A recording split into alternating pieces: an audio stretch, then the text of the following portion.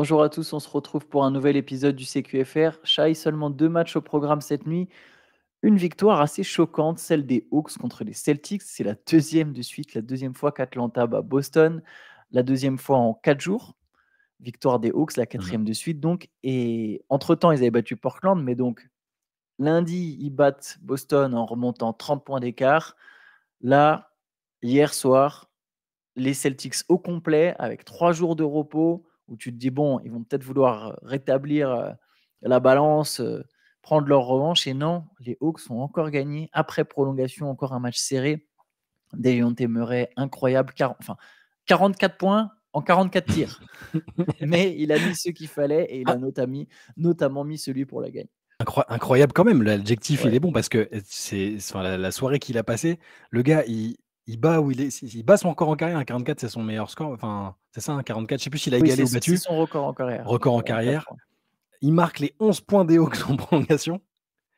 Il inscrit le game winner dont tu parlais à la dernière seconde, devant Jrue Holiday, s'il vous plaît, quand même, qui essaie de défendre sur lui et face à la meilleure équipe de la ligue cette saison donc alors oui, il a pris 44 tirs pour atteindre ce total et depuis c'est ça, depuis 24 ans, il y a que Kobe Bryant et Russell Westbrook qui ont pris autant de tirs et il y a, 7 matchs, 6 fois Kobe, une fois Westbrook. Et tu peux oui, si tu vas un peu plus loin depuis le shot clock, depuis qu'il y a les 3 points, Ouais. il y a pas beaucoup de monde non plus parce qu'il y a que Michael Jordan et Chris Webber aussi qui en ont pris plus que 44, donc tu vois on va dire que sur les 40 dernières années, il y a 4 joueurs, qui ont pris plus de tirs que Dejounte Murray, mais bon. C'est pour ça que l'adjectif incroyable, me paraissait assez adapté, tu vois? Donc oui, il a pris beaucoup de tirs, mais il s'est passé des choses quand même. Ouais, au final, ça a payé et les Hawks mine de rien, à se demander est-ce que c'est la bête noire des Celtics? Mmh. Ils avaient très mal commencé leur série de playoffs contre les Celtics l'an dernier pour ensuite plutôt bien accrocher Boston. Il y avait 3-0, après ils perdent en 6 manches, si je dis pas de bêtises. Donc ils prennent 2 matchs de suite, Mmh. je crois, hein, de mémoire. Là, ils jouent sans Jalen Johnson, qui était peut-être leur joueur le plus important cette saison. Ils jouent sans Onyeka Okongwu, qui est quand même un jeune prometteur. Ils jouent sans Trae Young. Ils gagnent 2 fois de suite contre les Celtics, quoi. Ouais, c'est presque un après bon, on est en fin de saison, on sait que Boston a déjà validé la Ouais. première place, a déjà validé sa place en play-off évidemment, mais quand même. Trae Young qui était pas là, enfin qui était pas là, mais qui était là un peu. Et il a trouvé le moyen de prendre une faute technique, juste parce qu'il est entré sur le terrain. Ce petit moment de flou où tu as le speaker qui dit: «Technical foul for Trae Young» et là les gens: «Ah, qu'est-ce qui se passe?» Mais oui, ça tu as raison, sans Trae Young, il y a sans d'autres joueurs aussi, en fait, c'est la leçon, c'est peut-être que là, avec les 2 victoires, en peu de temps, c'est que s'il y a un Boston-Atlanta au premier tour, ce qui est possible, parce qu'Atlanta va passer par le play-in et peut, pourquoi pas espérer faire une campagne un peu, alors peut-être pas à la Miami Heat non plus, mais une campagne, déjà se qualifier en sortant du play-in, bah, les Celtics ont a priori pas le loisir de se reposer et de la jouer trop cool contre les Hawks parce que les Hawks ont trouvé quelque chose pour les embêter, sur de la saison régulière, à un moment où Boston a déjà plus que largement verrouillé la première place. Ils ont encore 11 matchs, 11 victoires d'avance, hein, donc mais c'est une équipe qui va se battre, qui en plus récupérera, j'imagine Trae Young à temps pour les playoffs. Donc c'est oui, voilà, faut être prudent, quand même de la part des Celtics. Après Joe Mazzulla, il a quand même dit que, ces matchs-là lui servaient à tenter des choses, alors, c'était dans son langage, que moi je comprends pas, hein. C'est-à-dire c'était très tactique, des trucs très, très spécifiques sur des défenses, des types de défense, que voilà, qui préfèrent tester maintenant, quitte à ce que ça pose, souci, enfin que ça ait pas les résultats qu'il espère maintenant, mais que ça peut servir en playoff. Il y a des coachs qui sont comme ça d'ailleurs, hein, qui aiment bien, tenter des choses à ce moment-là pour pas que leurs joueurs les découvrent en playoff et là, je pense que ça a été aussi son cas. Mais Boston, deuxième défaite de suite, c'est pas arrivé si souvent que ça cette saison. Ouais, après les Celtics ont effectivement aucune pression, 11 absolument victoires rien à d'avance, ça perdre. va. Pour Atlanta, Dejounte Murray, ça montre encore une fois qu'ils ont bien fait de pas le transférer. Je pense que ça n'avait aucun intérêt. Les rumeurs autour de la deadline me semblaient un peu, exagérées, mises en lumière parce qu'il fallait quand même vendre un joueur un peu fort et Mmh. si possible vendre aux Lakers pour que ça fasse du clic. Mais au final, ça n'avait pas de sens et ils ont bien fait. Tu as Trae Young qui se blesse. Là, tu as quand même un autre meneur autour duquel tu peux te reposer, sur lequel tu peux te reposer. Un mec Ouais, un sacré leadership, mine de rien. Ouais, il a du Un caractère, joueur le garçon, hein. ouais, du caractère. Plus caractère que leadership. Bon, il a aussi une forme de leadership et du coup, voilà, c'est un gars dont cette équipe des Hawks, franchement, c'est difficile de comprendre ce qui s'y passe. C'est difficile de comprendre ce qui peut marcher. On attendait bien mieux de cette équipe. Ouais. Elle montre sur certains matchs, comme celui-là, comme le précédent, qu'elle est capable de belles choses, sachant que le match précédent, ils sont quand même menés de 30 points à un moment, hein. Donc ouais, c'est très compliqué de Ouais, comprendre. c'est une Une de mes équipe qui va finir déceptions. avec un bilan négatif, pardon, mais Ouais, mais c'est aussi une de mes déceptions de la saison parce que quand on avait fait un peu nos prédictions, je les voyais top 5, je pense. Enfin, ça me paraissait pas déconnant avec, le talent qu'il y avait, dans l'effectif avec, Quinn Snyder. J'ai peut-être vu trop beau Quinn Snyder, je sais pas, c'est peut-être ça. Après s'ils finissent bien la saison, qu'ils arrivent à sortir du play-in, ce sera déjà bien. Ça n'empêchera pas qu'on se posera des questions à l'intersaison, notamment sur l'association, Dejounte Murray, Trae Young. mmh. On en discutait dans notre discussion de rédac, il y en a qui sont partisans de trader Trae Young et de garder plutôt Dejounte Murray. Moi, je sais pas encore, je me suis pas j'ai du mal à me positionner là-dessus, mais oui, c'est une des équipes les plus intrigantes, mystérieuses, pas forcément dans le bon sens du terme, parce qu'il y a des joueurs très talentueux, dont on attend plus, mais il y a pas une alchimie folle entre les joueurs eux-mêmes.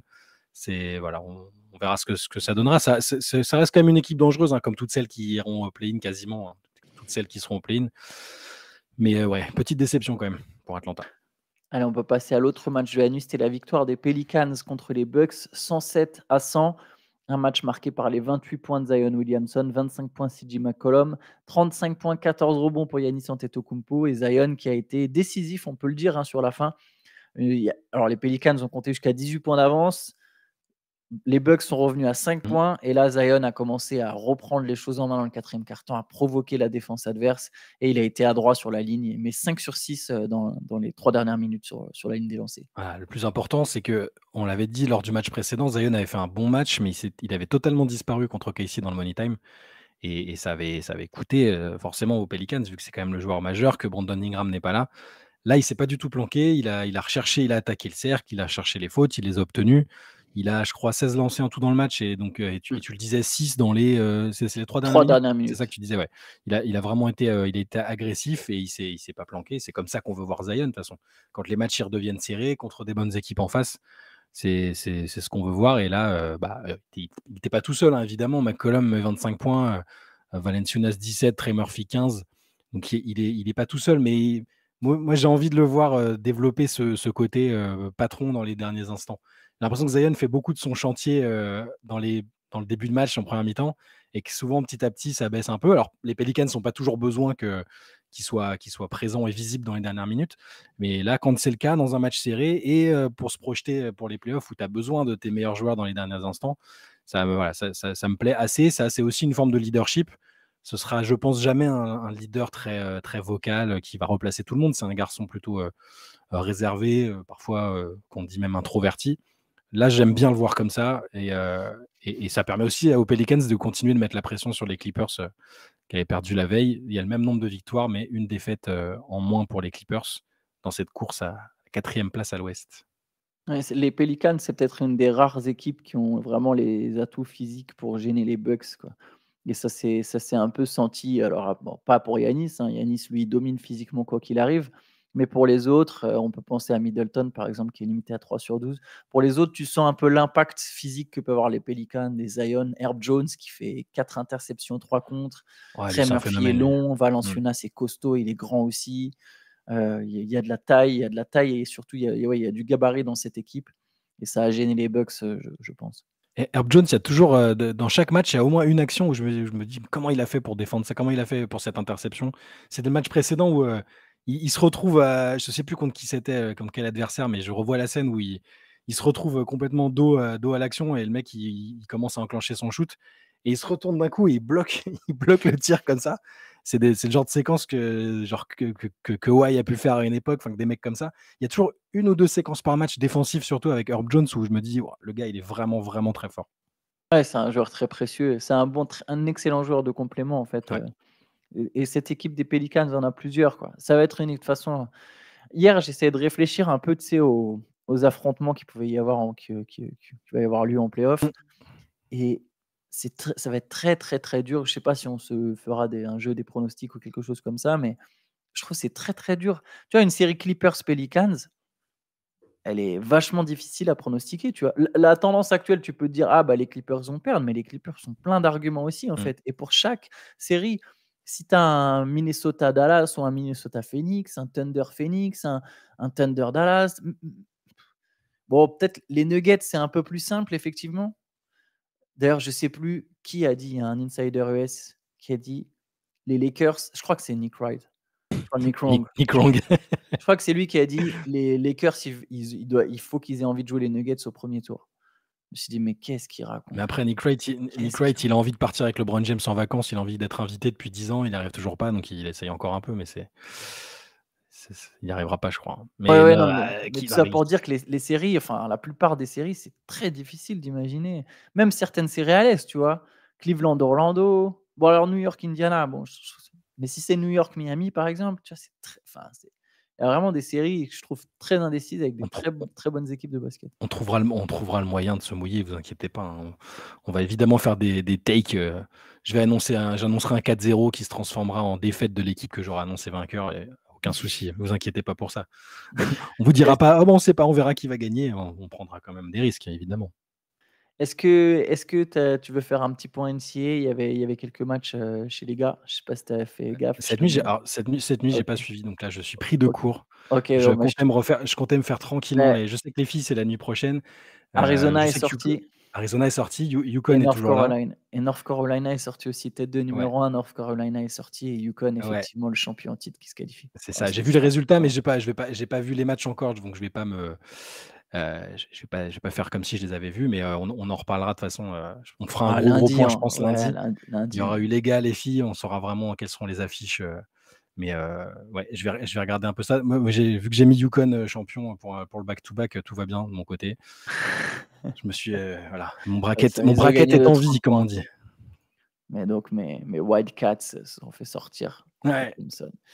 il Yes, y a bah, écoute, ouais, on peut peut-être rapidement dire un petit mot de l'espèce d'imbroglio qu'il y a à Minnesota parce que je trouve que c'est pas anodin. oui, tu as raison, tu as Très raison. rapidement, sur le fait que donc ça fait depuis 2021 que, Alex Rodriguez, que les fans de MLB, connaissent comme une ancienne superstar qui s'était, associée à Mark Lore pour racheter les Wolves, en tout cas progressivement pour devenir actionnaire majoritaire des Minnesota Timberwolves, dont le propriétaire Glenn Taylor, a 82 ans, il voulait se retirer, petit à petit et donc il y avait un deal pour payer en plusieurs fois pour que l'actionnariat grandisse en termes de pourcentage et là, bah, il y a eu un gros couac hier, le proprio Glenn Taylor a annoncé que, bah, la franchise n'était plus à vendre parce que le tandem, Rodriguez-Lore n'avait pas respecté les deadlines pour les paiements.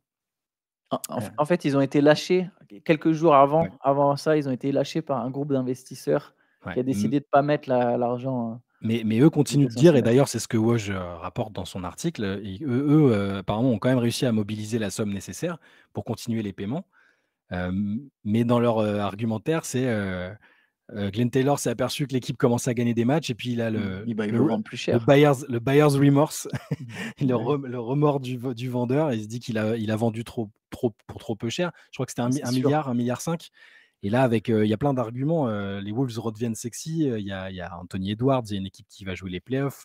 Les franchises NBA globalement, on voit leur valeur augmenter.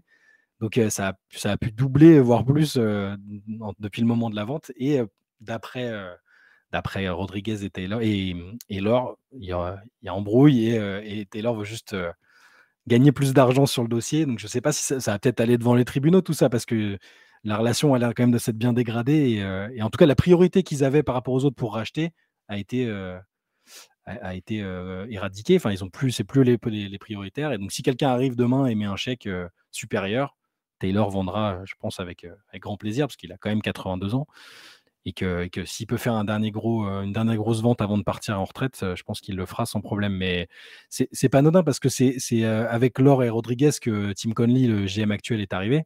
Donc c'est un peu leur gars.